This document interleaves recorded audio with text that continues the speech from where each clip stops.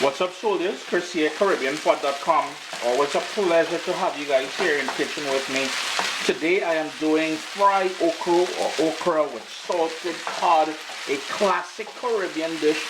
Now I may have already shared this with you guys, but that's probably about 7 years ago if I have. So this is a sort of a repeat. A 2.0 version. Stay tuned, you'll want to check this out, man.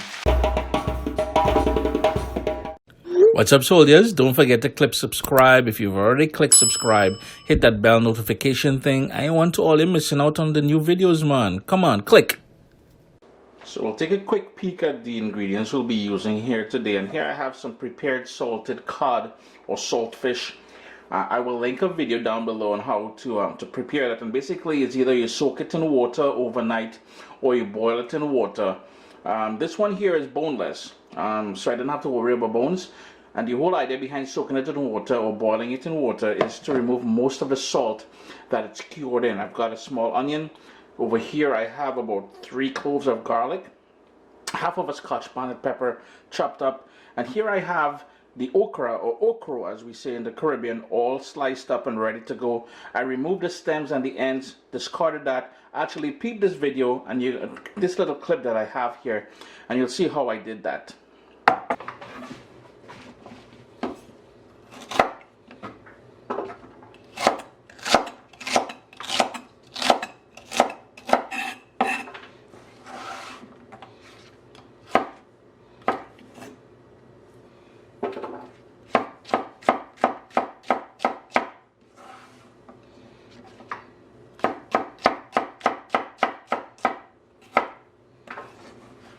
Using a non-stick pan is because okra tends to want a lot of oil to cook it. I went in there with 2 tablespoons of olive oil. If you're not using a non-stick pan, you will need about 3 or 4 tablespoons of that. And right away, I'm going to go on with some prepared salted cod. I just want to start with all that lovely flavors at the start. And if you know anything about Caribbean cooking, we just adore. I mean, it's crazy how much we love salted cod. So I'm going to start with that nice low heat. I'm going to go in with some onion as well. And I've got that garlic, so it's all going in there. And right away I'm going to go in with some fresh ground black pepper as well. Low heat, and we want that to go for about 4 minutes, just until all those flavors develop in the pan there.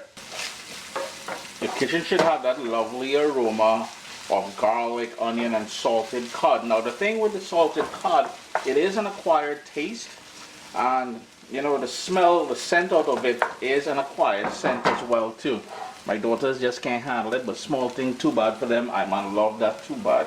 I'm going to go in with some scotch bonnet pepper.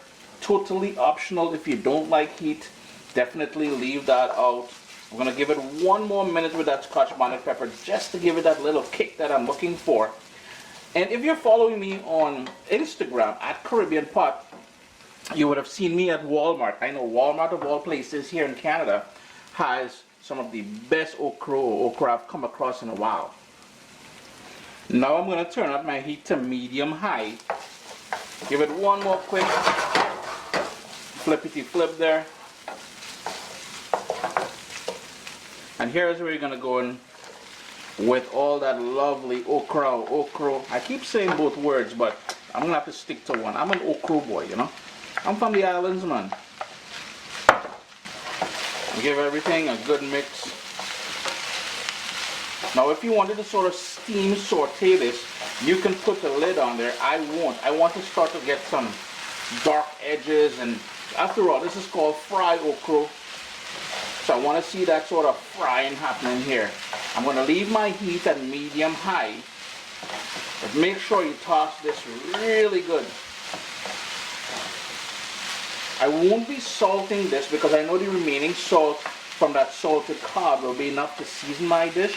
And as I've been telling you guys for the past little while, I'm cutting back on the amount of sodium in my diet, so you will need to taste this later on and adjust it to your own liking. It's been about 25 minutes since I added the okra to the pot here. And if you notice, picked up some nice color around the edges. And here's where you're gonna personalize things. I know it's making a lot of noise there now, but I do hope you can hear me. A quick thing, a lot of people are turned off by okra because of the sort of sliminess that you're seeing there. Personally, I love that. I ain't trying to hate on it, but if you wanted, after you sliced it all up earlier in the process there, spread it evenly on a cookie sheet or something and allow it to air dry for about 3 or 4 hours, and that will help with that as well. So as far as personalizing, you can cook it some more if you want. That is perfect for me where it is right there. Taste it for salt, adjust it accordingly. Yo, what can I say? An awesome traditional Caribbean dish here, Ochro with salted cod. Yo, big up on yourself, man.